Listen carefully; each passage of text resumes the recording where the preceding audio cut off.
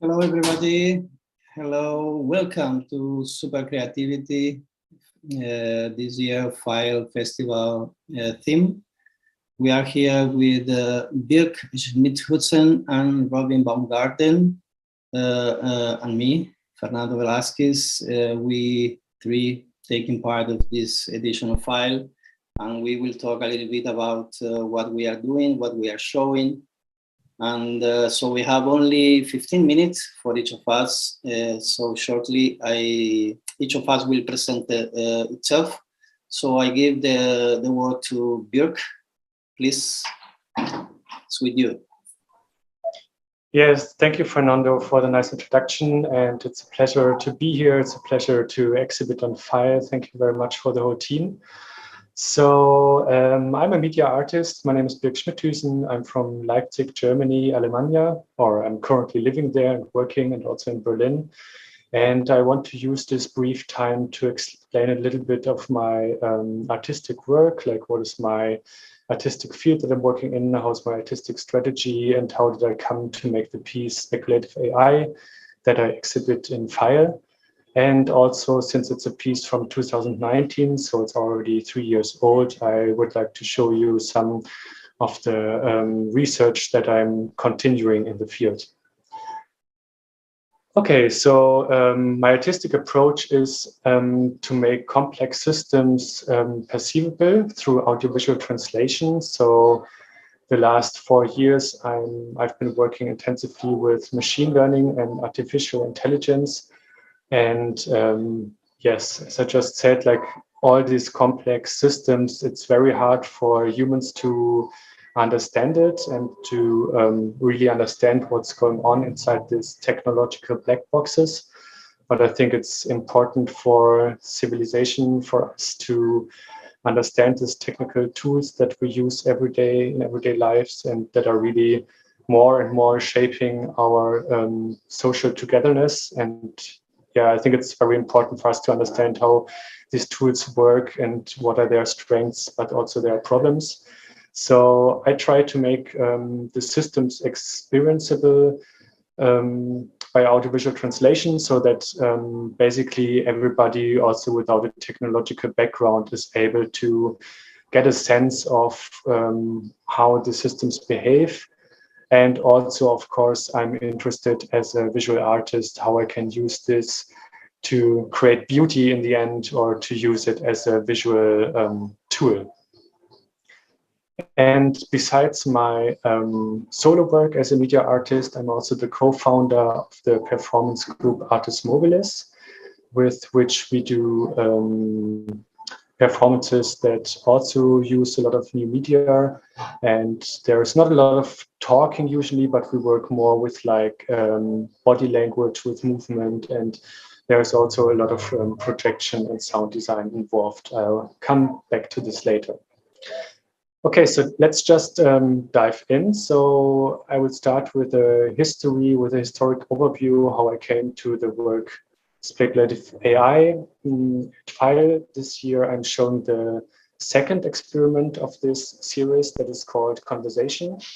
And it started with the first experiment that I called Audiovisual Association. But there is something before that happened, how I came there. It was, I think, 2018, 2017, that I got interested in this new pixel LED stripes. So they came out these single addressable LEDs in China. And I was wondering, and I was also interested in volumetric displays. So probably some of you know these pixel cubes from the 80s to show three-dimensional shapes and forms. And I asked myself, like, would it be possible to create a chaotic volumetric display? And yes, so I took around 11,000 LEDs and I put them in a spherical form and this kind of chaotic heap, and I 3D mapped them and created this volumetric display that you can see here in this first video, please.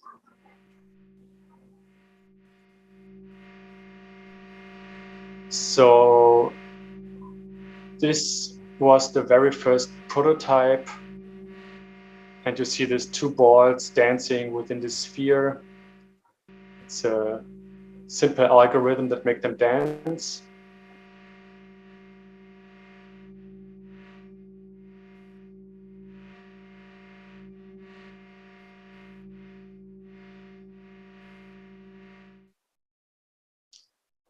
And after I created this very visual piece, I got interested in the machine learning. And of course, everybody of us knows artificial intelligence as a word, right? We know Google, we know the search engine, we know Google Translator, we know all these AI tools, but I didn't understood what AI really is and how it behaves, yes. And so the technique behind AI is machine learning, and artificial neural networks is behind machine learning. So artificial neural networks is what is biologically in our head, and artificial neural networks are inspired by this biology, although they are totally different. And I wanted to find a way how I can understand, how I can see what's going in these artificial neural networks. And also, on the other hand, I wanted to create more visual content for this volumetric sphere that I just showed you. So the first experiment of this series, Speculative AI, I called it audiovisual associations. And as I previously said, like this sphere consists of 11,000 single LEDs. And in this experiment, I connected each LED to one output neuron of artificial neural network. So basically what you will see in a second, the light and the sphere and the three-dimensional shapes and forms that will arise really shows one-to-one translation, what's going on within the neural network. There is no like interpreter behind it or something like, for example, when you use Google Translator, you just see like the very output and words. Or when you have an image recognition program, it will tell you it's a cat or a dog. But I mean, before this layer, which tells you it's a cat or a dog, there's just numbers, 0, 1, something in between. And I was interested in showing these numbers. And light is a really nice tool to translate numbers for, as a visual translator to make it perceptible. So this is how the first experiment worked. So there's two parts. There is an audio input, and there's this visual shapes. And I created this audiovisual language where I have certain sounds. There is some sine tones, some white noise, and I have some visual shapes. And I trained the neural network with associations between the two. And then after the training, I played this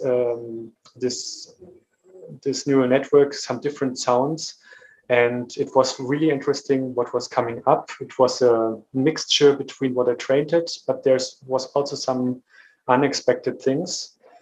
And we used this aesthetic experiment to kind of show people the training process of artificial neural networks. So what we did with Artis Mobilis, with the performance group, was that we were inviting the audience into our artificial research lab, so to say. And the people could experience the training process. And after the training process, the prediction, meaning that I was playing back some sounds and that people could see how the light was showing. So you will see a short excerpt of this experiment in the next video.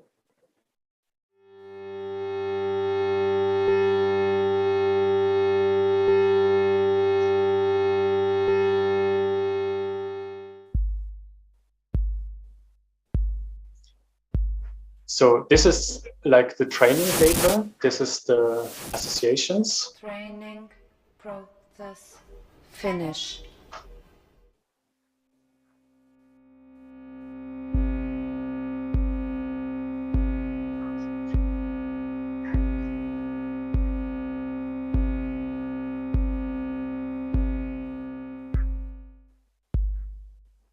And this is kind of the prediction. So this is what the neural network shows when it predicts kind of unknown sounds.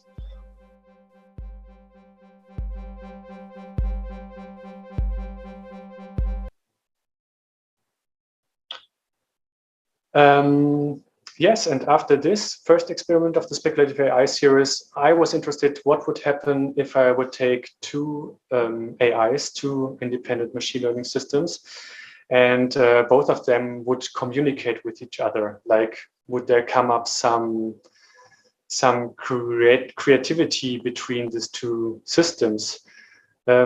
So please show the next picture so I can explain the experiment. On the right, you see the light object that you just see in the video before, and on the left, you see a new object that I created. It's a sound object, and the sound object has a camera. It can see the light object, and the light object has a microphone, so it can hear the sound object. So obviously, they can go into a dialogue and communicate with each other, and it leads to like an endless communication going back and forth, that you will see in the next video, please.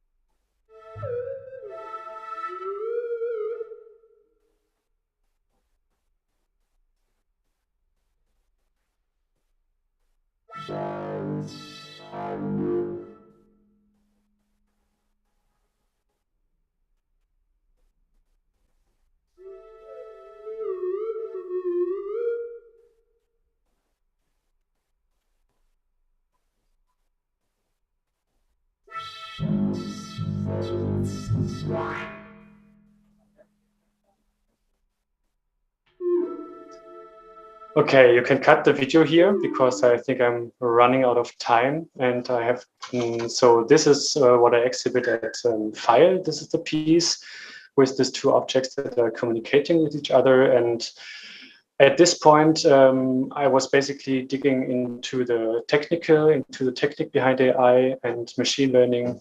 And after these two experiments, after I learned more and more about how the technique works and how machine learning behaves, we were interested with our performance collective to also examine machine learning and AI from a social point of view and what the social impact is. And so we created this social experiment where we invited 30 people into the theater space and created an interactive performance where we dealt with social scoring systems and algorithmic governance, basically. And we wanted to find out how strict must the system be, or how much can an AI system control people till they start a revolution. And therefore, we created different kind of games, different scenarios with rule systems. So we judged the people's behavior over this performance. And the AI was giving them points and eventually was sending them out if they misbehaved. Yes, so please enjoy the next video, the teaser of System Failed.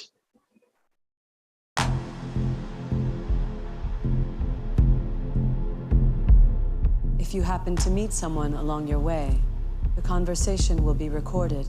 Und sie werden dir das Produkt anpreisen, von dem du am Abend zuvor gesprochen hast. Stell dir vor, in einer Welt zu leben, in der du immer und überall von einem Dutzend Spitzel verfolgt wirst. Warnung, ID 23 ist auf 0 Punkte gesunken. Sie haben nun 1 Minute Zeit, darüber nachzudenken, wie Sie Ihre Bewegungen besser anpassen. Verlassen Sie in dieser Zeit den roten Kreis nicht.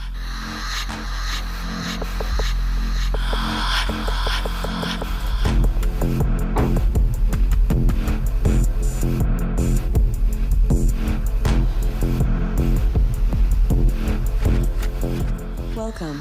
Thank you for agreeing to take part in our experiment.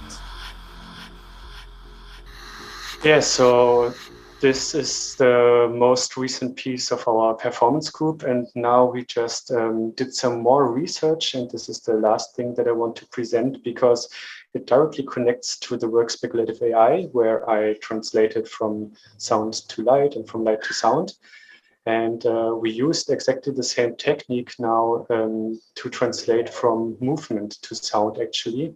And we created a motion suit with sensors that tracks the movement of a performer. And we created associations between movements and sound. And the special thing about it is that the performer is very free in its movements. We can train any movement to any sound, and it gives a lot of freedom from a performative point of view. So this is very, very current research. Just like a month ago, we did our first showing. So this is kind of a hidden premiere here to show our recent research in the following and last video, please.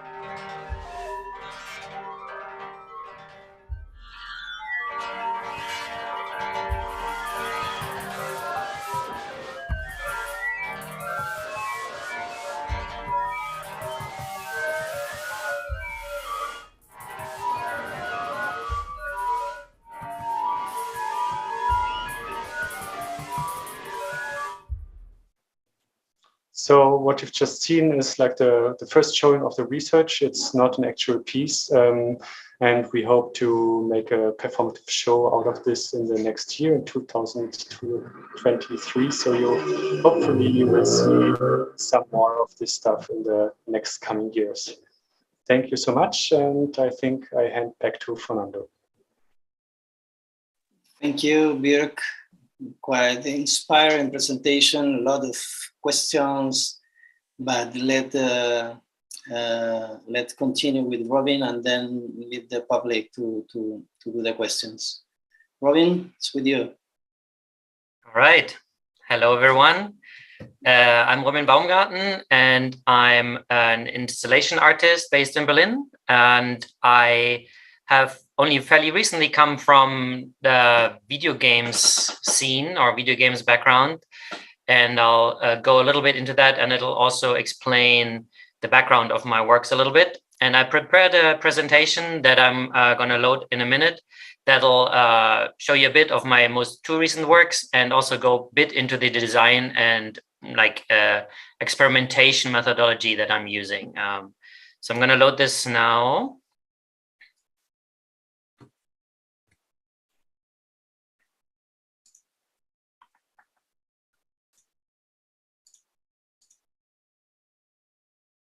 Okay.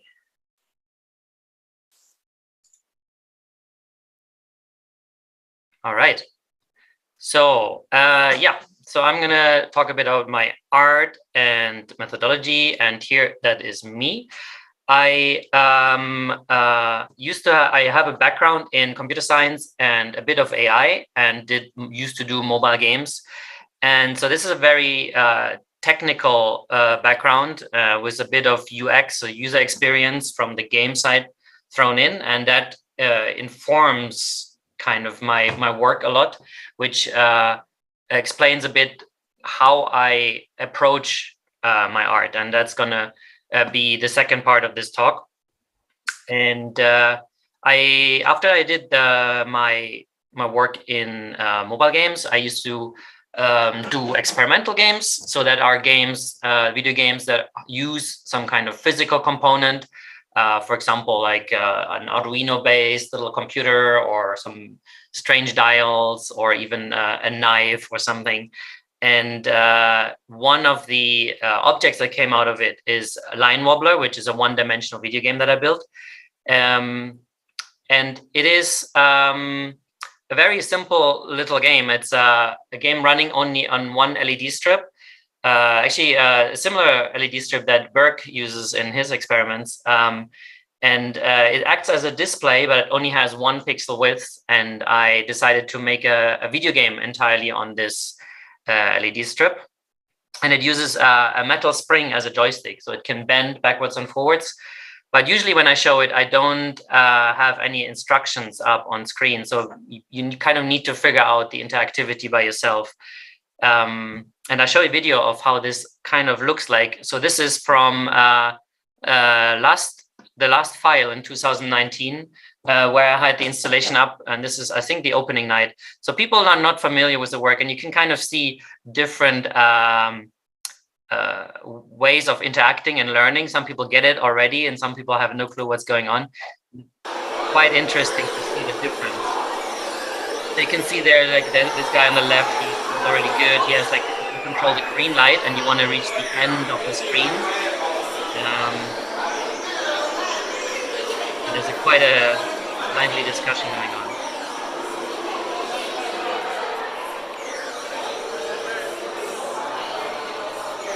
I made sure that while you play and you don't know what is happening, it still looks kind of interesting. So especially the little kid there has no clue what he's doing, but looks like he's still having fun. Yeah, so this is, once you play it, this is very clearly still a video game. But the next installation I am showing is more of an art piece, and it has become a science and technology art piece. And it is Quantum Jungle that I'm showing this year at File Festival. And it started from this really small installation called Wobble Garden, which was like an experiment to see, okay, how do these springs look with like LEDs wrapped around them? And this is kind of the progress. So it's going to get bigger. And this is how it's looking now. And this is very similar to how it looks at File Festival.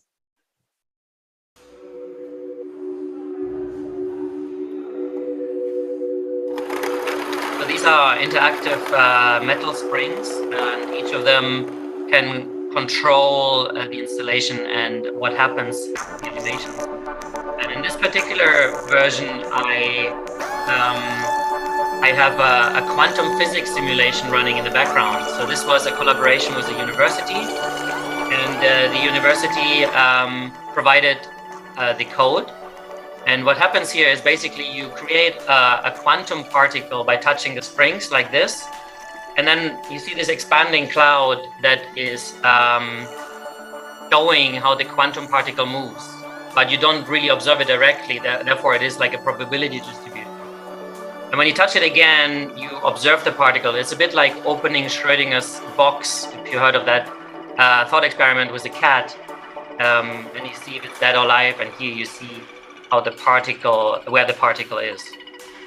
And while creating this, I made sure that it's, even if you don't quite know what's happening, that it looks pretty and approachable, and hopefully also durable during its installation.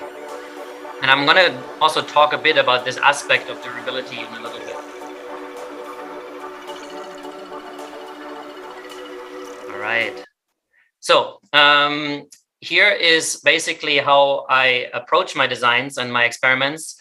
Usually I go through a bottom-up experimentation. So that means I start with small bits and pieces, so sensors, mechanics, like physical mechanics on interactions in the real world.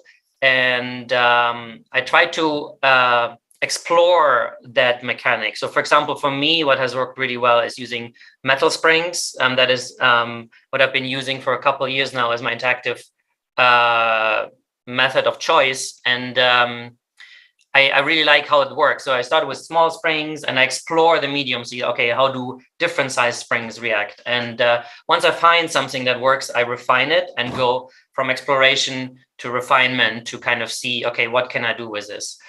But obviously on the way there is a lot of failures. So while you like, I don't know if that's an advice or more like for myself. So I shouldn't be afraid to fail when I come up with something that doesn't work. So I have like, dozens to hundreds of failed experiments sitting in my basement. So for the few you see that are like the ones I'm happy with. And once you have something, iteration and polish is next. And that's what I'm going to talk about a bit now as well. So for example, with Line Wobbler, I noticed quickly that when kids play it, especially, or drunk people, that they are very rough with the game. If they don't really know what they're doing, they kind of start pulling and pushing and, basically trying to break the game immediately. So I noticed quickly that the springs I was using weren't good enough. And that was one of the iterative points of this experiment. So for example, in the very beginning, I used these shoe tree springs, which are, I don't know if you know what they are, but they're used to straighten leather shoes. So these are from my grandma that I stole. I used those in the beginning, but they're kind of awkward to use. You don't really know how to attach them to a table. So they were quite good in the beginning, but they're not really useful later on. And then afterwards, I started using these small metal springs. They're also known as doorstop springs. But for Line Wobbler, they were also not strong enough, so people would bend them. So in the end, I visited a spring factory and I had custom springs made for me. So these are springs made for Line Wobbler in the factory. So I had like lots of those springs, and they're like steel springs, really strong. So that's how it looks now and how it looked at file. And it's also necessary to have that strong. So for example, here is a video from London where I had it in an exhibition, and you can kind of see how strong people are playing with this. Those are some cat videos during my experimentation.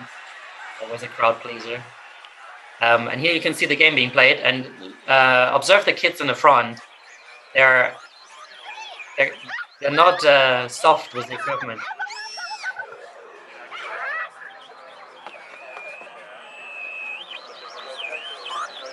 So that needs to last for a couple months at a time. So the steel springs definitely were necessary. And I might briefly also talk about the design approach for like the interactions, and here in this case for the game. And that is defined by the design limitations. So the design limitations are, for example, here, it's only one line of light. So it's very limited what I can show. I have no text in the game. I have no textures. I barely have any sound. So everything needs to fit into just colors. So I decided, for example, for this game to go in a traffic light system where green is good, red is bad, orange is somewhere in between.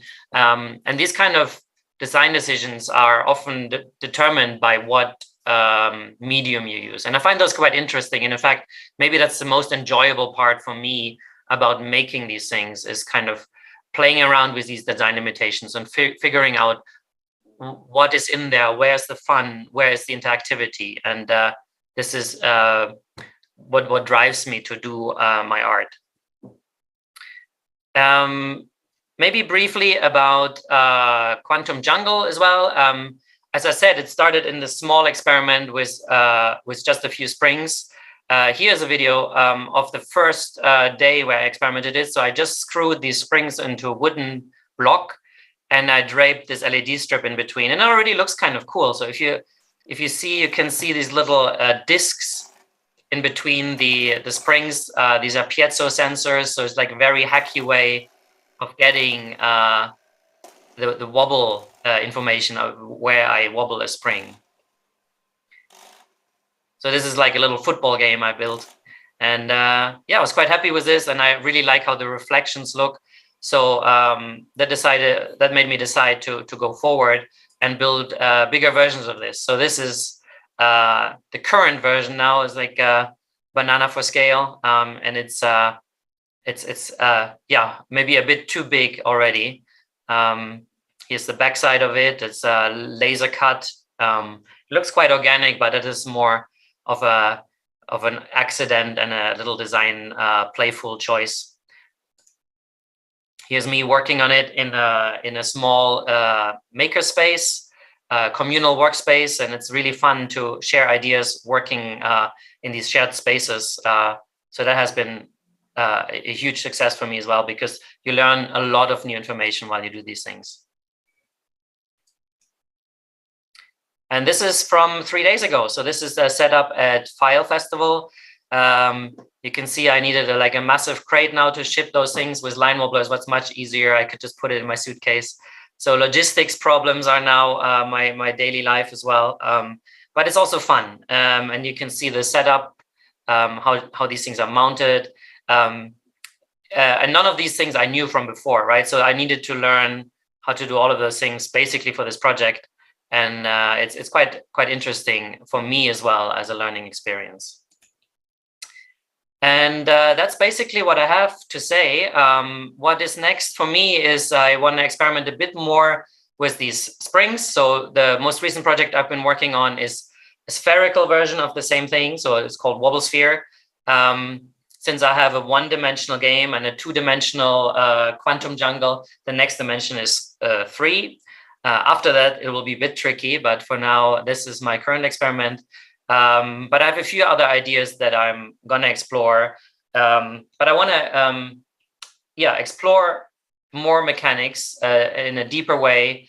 I want to make more playful art, and I also want to start collaborating with other artists. So far, I've been building all of my stuff by myself. But I definitely want to collaborate, especially also with sound effects. So right now, all the sounds that my installations are doing are basically just the wobbles of the springs. Yes, so that is me. I'm going to close the presentation now.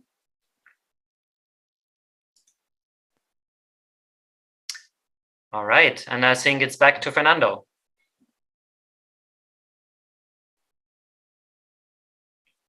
I think you're still muted. Yes, sorry. Thank you, Robin. Another amazing presentation. I hope we have nice questions. I will show a little bit about, I will talk a little bit about the work I'm showing at File. I think in a way it's make a kind of dialogue with both of your works. It's a work from 2014.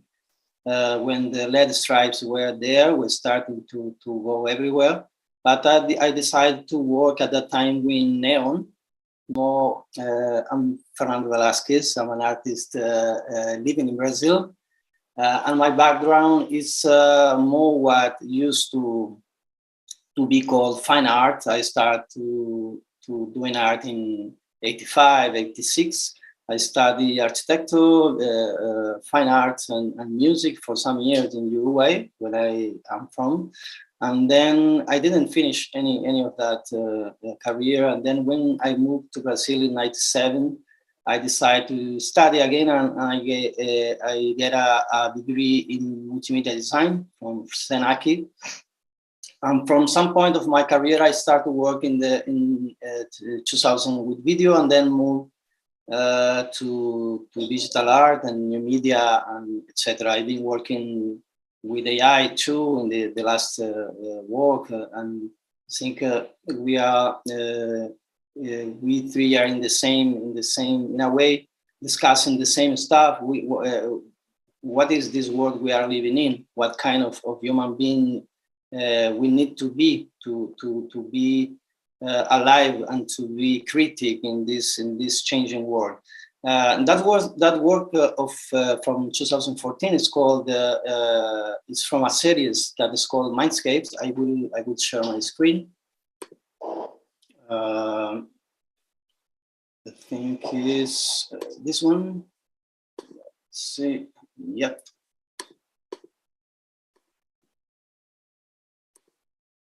This Mindscape series I started to run in 2011 after some years reading about neuroscience. That was the issue at that time. And when all this news, all this statement about the right and the left part of the brain doing that stuff or whatever were putting down from new research and showing that actually our body is an entire network of being, of biology. And then this piece is special because this Mindscape series start with live image performance I did in 2010. And then I start to make algorithmic image with Max MSP after this first performance. And following that research, I started to make some installations too. And this piece want to make a dialogue with art history. This is also very common in my work. I used to in art we use this strategy to use the statement after someone to just make a symbolic dialogue with some kind of statements bigger than our piece. And I like very much Dan Flavin, how they all his life worked with lamps. It was ordinary lamps, and was a single the unique material he used throughout his career.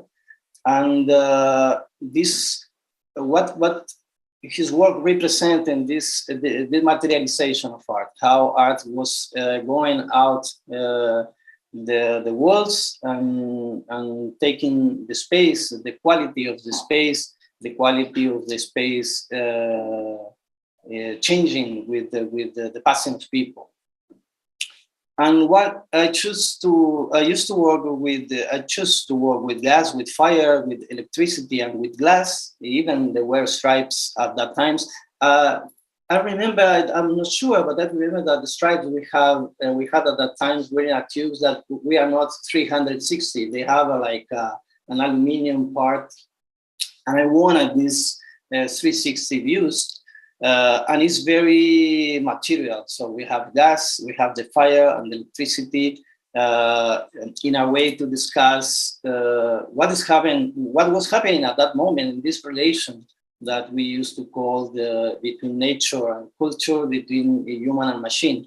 All this mixed with the idea of the brain studies, also related with the humanity studies, how we think, how we call memories, how we make memories, how we have insights, all these things that are very related also to the stuff both of you say. I think Robin work is searching for new ways of understanding the physicality of the work, and also to calling for new ways of insights. When you have one stripe and you have one joystick, what to do? This is very new for human beings. So we need to be in front of a device and try to relate it in a new manner with it. At the same time, Birk is looking for new ways to be together with machines that are over us all the time. They know more about us sometimes than we ourselves. So we need to be aware. We need to develop a new kind of sensibility, new ways of critical approach, how to see the world, how to know the backgrounds of the technologies. And that point, that was also what was interesting to me. This picture, this frame was extracted from the end of the piece. The piece have four speakers and 16 bars that are responding to a generative algorithm that make a kind of choreography. There are three movements. At the beginning, they are flick alone, and they start to flick faster. At one time, the velocity that the technology asks the bars to blink is not possible. So all the system get this stage that the gas is not light or off. It's not on or off.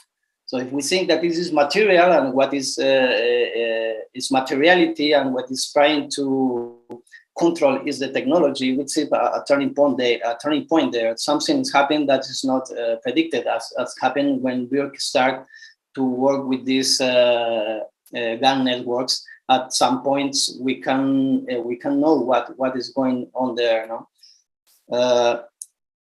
We have 4 speakers there. I use it's a quadrophonic installation, and I take some part of discourses of people I read, many technologies, people, philosophers, and I choose many words of them. And each time one bar blink, it's called one of these words in one of the speakers.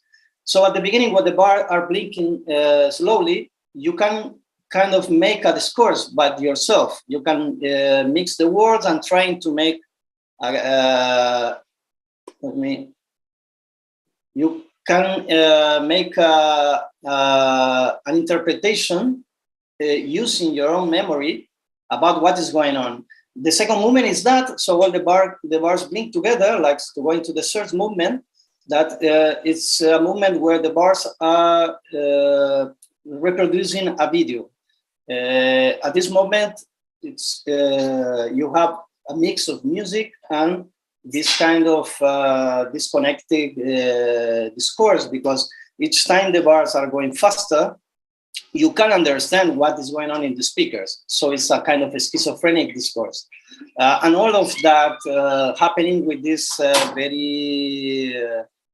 very powerful eye experience. You know, if you stay there at the space looking at that kind of light for 2-3 minutes, you get in a special consciousness state.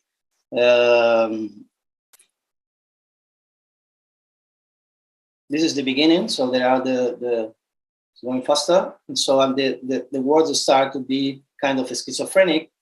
And you cannot relate it. There are a lot of information. You have the voice, some of the people you know, it's Darmohan or it's Caetano Veloso.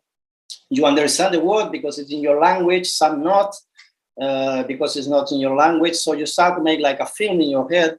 At the same time, all these effects is going on your perception. For this, I will end the video here. For this, presentation at file, I made a small change. Instead of use only one word of each of these philosophers or people, I choose more a longer part of talks of other people, more of them. I use 16 for each channel. So now you have the spatial perception is the same, but you can go further with ideas. At the same time, the piece has like 8 years. Also, my interests go around another issues. Also, thinking about new ways of other natures, other ways to see a human in relationship with other species, for example. I think this way to use the sound, making a longer discourse to be understood and related with you. You can walk around the piece and you can mix different outsources in your head. And I think it's work better. And at the moment that this start to blink faster, it's this idea of this cacophony, of this schizophrenic discourse in a way that is what we are living in today. All this mix of anxiety and all this mix, also all this privacy, or this what's the word in English? Let me interrupt my share screen to see the time. All this what's the word?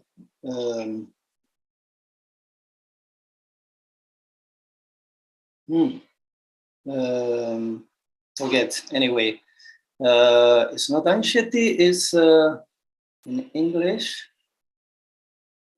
alienation. That's what alienation about the materiality of the world. I think because of that I choose materials, because I think one of the problems we are living together today also is this idea that technology is not material. You know, we forgot that all these apparatus are made of iron, are made of many metals, and all this is what is causing all this disaster on nature.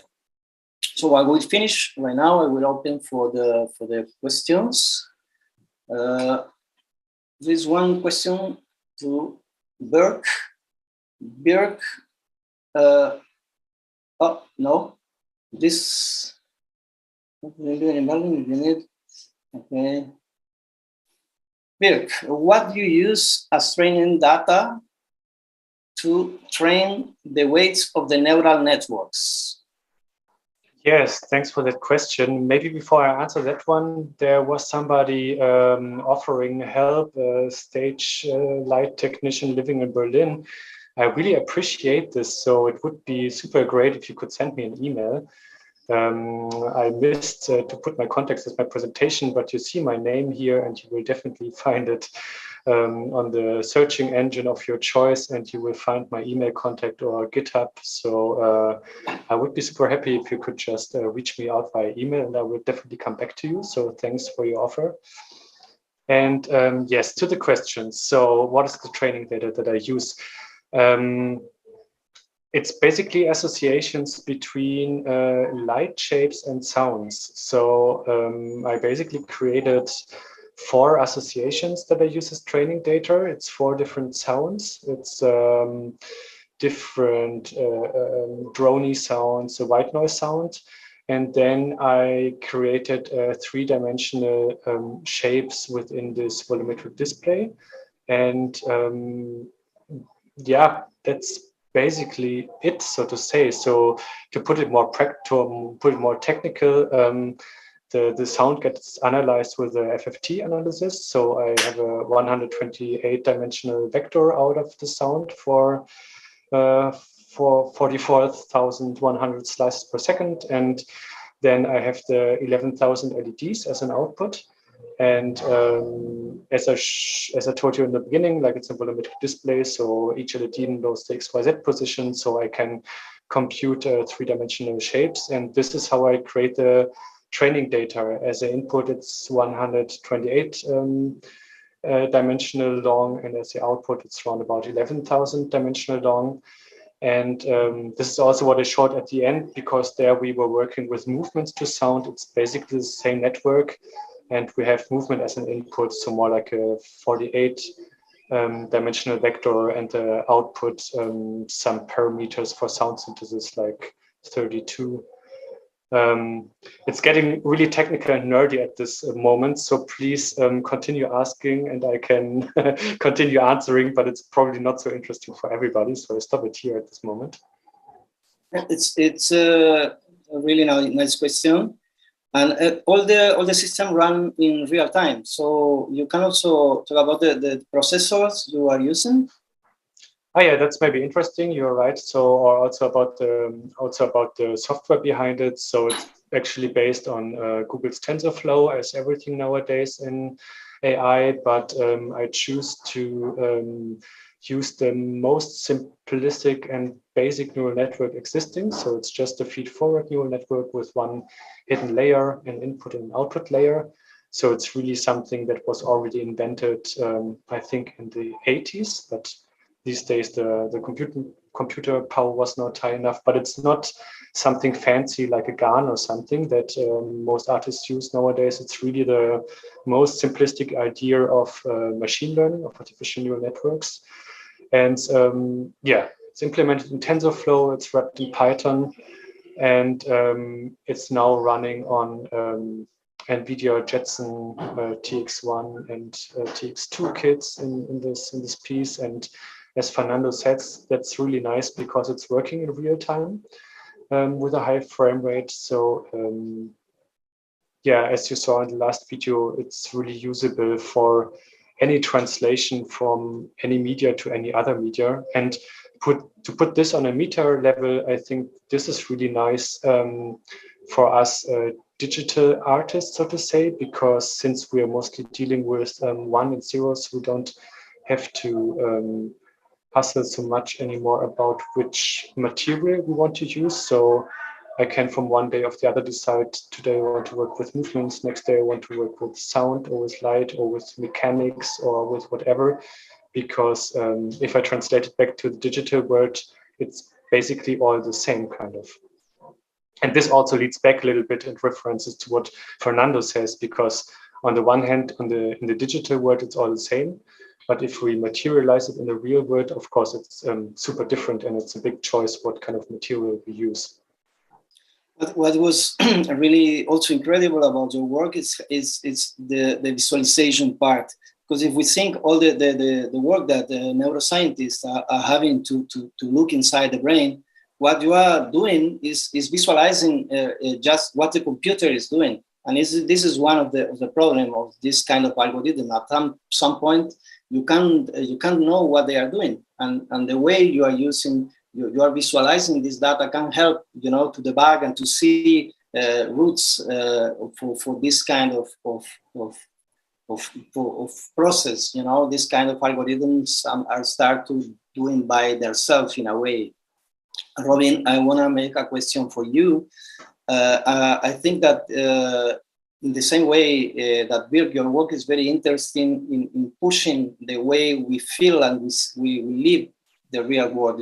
There are a lot of new technologies developing around the world to do many stuff. And this way, you approach technology to give people almost nothing. So you have this, you have no repertoire, to deal with that. This is, I think, embrace a new way to people work with technology. This is, it's a good place to start because people engage on that.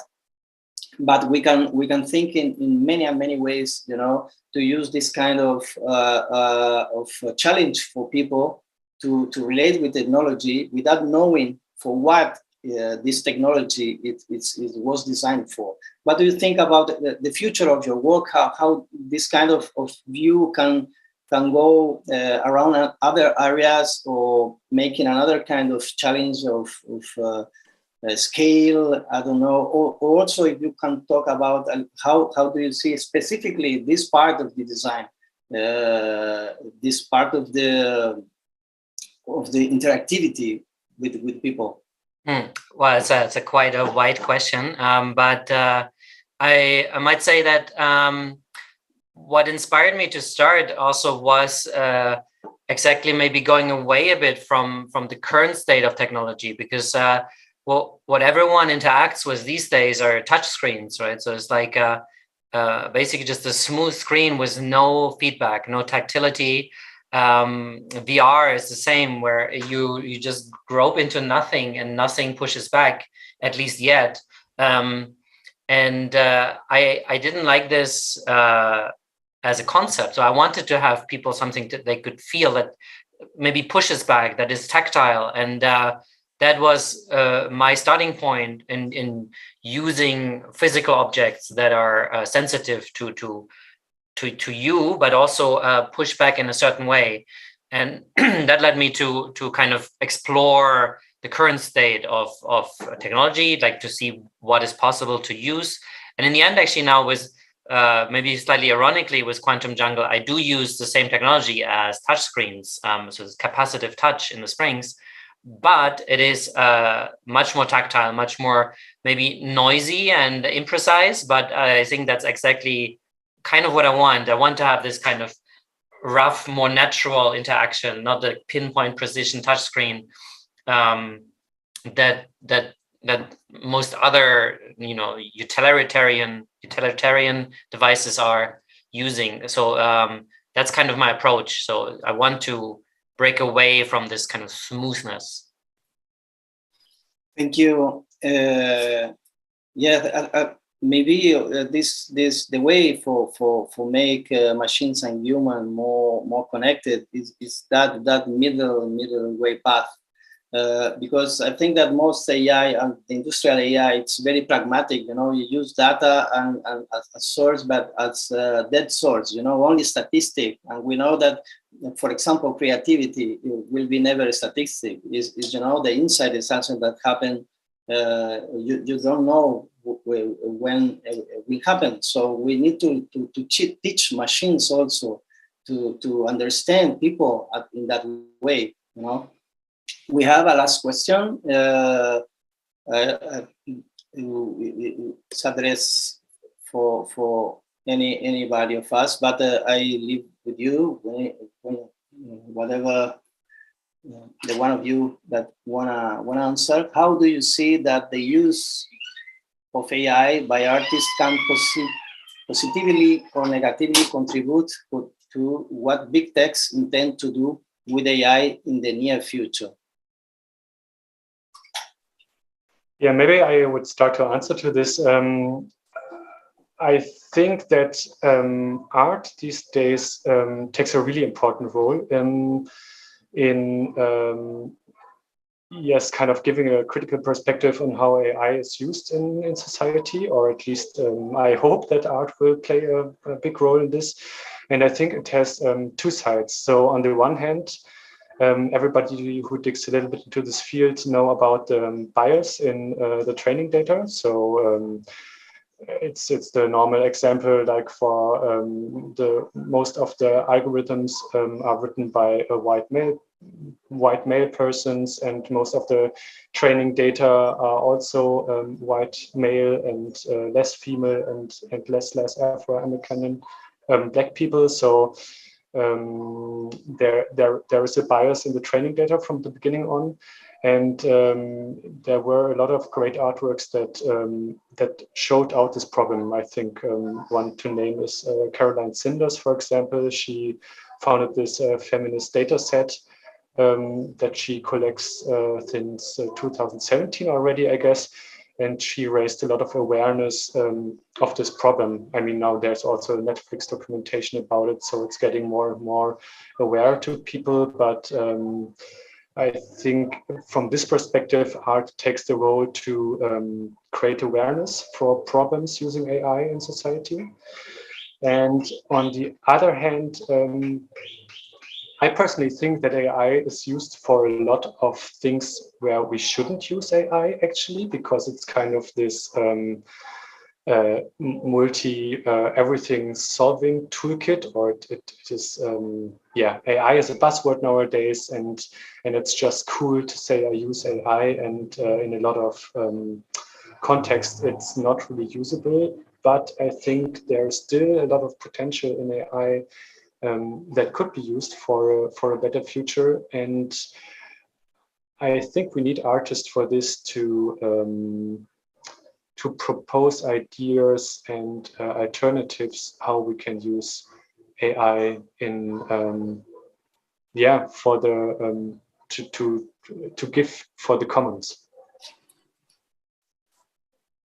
Robin? Yeah, I mean, I agree with what Birk is saying from the creative perspective. Maybe just adding to that from a technical perspective, it is, I mean, AI is not going to go away, and it is going to just maybe go more into our lives. And so from a creation perspective, I think it can be quite useful as a helper or as a tool to make your art, right? So not as perhaps always using AI as the end product, but just saying, okay, I'm going to use it to help me make my art. So for example, I've been using, there's like tools now that help you code faster. And if you maybe don't know the ins and outs of whatever library you're using, there is really helpful suggestions now, but they have their own problems, of course. But I think going forward, there will be a lot of AI help available to be creative. So to build your own creativity on top of AI that exists. And I think that could be quite an interesting aspect, and maybe one way forward to live peacefully with AI creativity. Thank you, Robin. I ask if we have more time. It's 8 o'clock. Someone can answer in the chat for us. We can answer another question, or we go to the end. Clarissa?